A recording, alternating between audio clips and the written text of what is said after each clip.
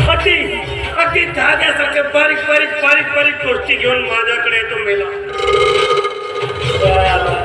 त्याला जवळ केला हा गुन्हा झाला. पण नाही, बाजू कधी पलटेल काही सांगता येत नाही.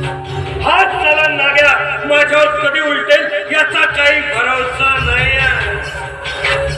म्हणून म्हणून साऱ्या त्या लक्ष्मीच्या इज्जतीवर